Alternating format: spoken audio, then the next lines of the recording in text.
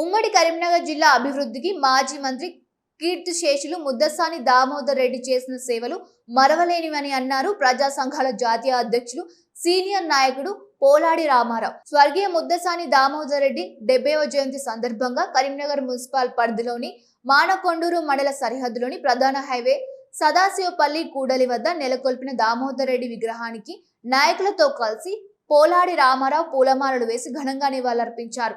ముందుగా నాయకులతో కలిసి కేక్ కట్ చేసి ఆయన స్వీట్లు పండ్లు పంపిణీ చేశారు. ఈ సందర్భంగా పోలాడి రామారావు మాట్లాడుతూ 29 ఏళ్లకే ఎమ్మెల్యేగా 30 ఏళ్లకే మంత్రిగా పనిచేసిన దామోదర్ రెడ్డి ఉమ్మడి ఆంధ్రప్రదేశ్ రాష్ట్రంలో ఎన్టీఆర్ మంత్రివర్గంలో కరువు భూగర్భ గనుల శాఖల మంత్రిగా, ఆ తర్వాత చంద్రబాబు నాయుడు కేబినెట్ లో ప్రభుత్వ సర్వీసులు సాంకేతిక విద్యాశాఖ రవాణా శాఖల మంత్రిగా పనిచేసి కమలాపూర్ నియోజకవర్గంతో పాటు ఉమ్మడి కరీంనగర్ జిల్లా అభివృద్ధికి విశేష సేవలు అందించారని అన్నారు. నిత్యం సామాన్యులకు, పేద బడుగు బలహీన వర్గాలకు, రైతులకు, యువతకు అందుబాటులో ఉంటూ వారి సమస్యల పరిష్కారానికి అవిశ్రాంతంగా కృషి చేశారని అన్నారు.